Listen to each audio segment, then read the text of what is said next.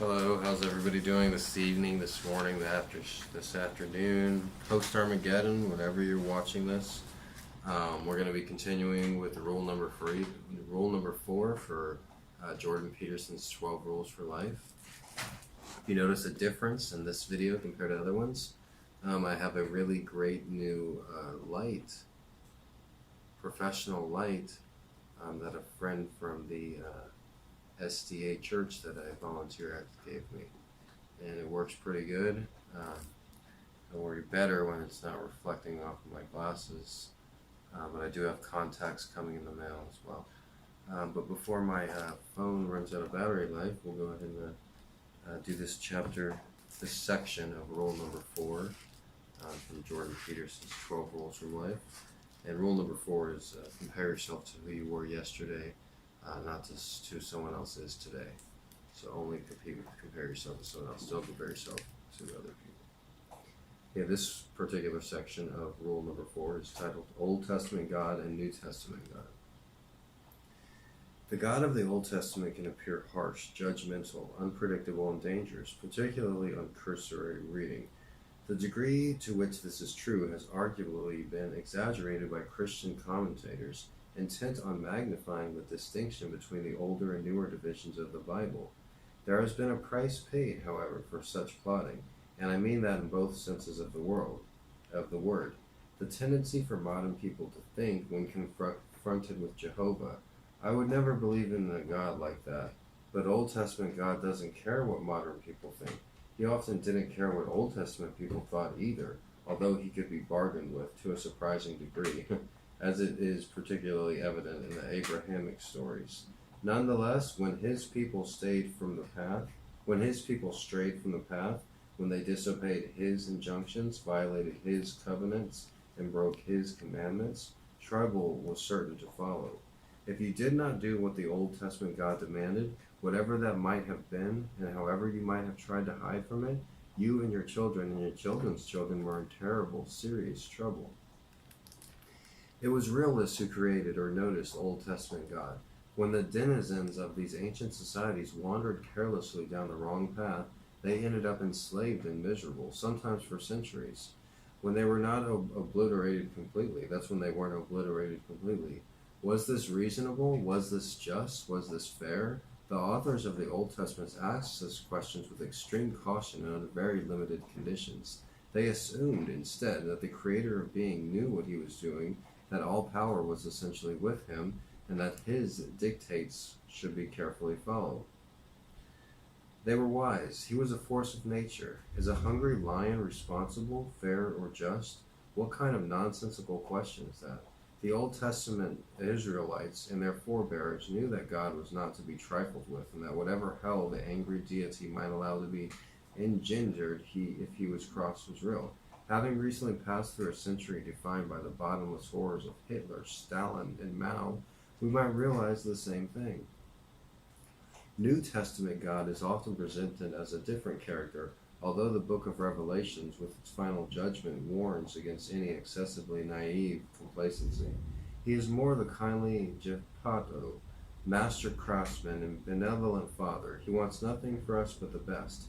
He is all loving and all forgiving. Sure, he'll send you to hell if you misbehave badly enough. Fundamentally, however, he's the God of love. That seems more optimistic, more naively welcoming, but, in precise proportion to that, less believable. In a world such as this hothouse of doom, who could buy such a story? The all-good God in a post-Auschwitz world? It was for such reasons that the philosopher Nietzsche, perhaps the most astute critic ever to confront Christianity, considered New Testament God the worst literary crime in Western history. And Beyond Good and Evil, he wrote, in the Jewish Old Testament, the book of divine justice, there are men, things, and speeches on such a grand style that Greek and Indian literature has nothing to compare with it. One stands with fear and reverence before these stupendous remains of what man was formerly, and one has said thoughts about old Asia and its little outpushed peninsula Europe. To have bound up this New Testament, a kind of rococo of taste in every respect, along with the Old Testament in one book as the Bible, as the book in itself, is perhaps the greatest audacity and sin against the spirit which literary Europe has on its conscience. Who but the most naive among us could posit that such an all-good, merciful being ruled this so terrible world? But something that seems incomprehensible to someone unseeing might be perfectly evident to someone who has opened his eyes.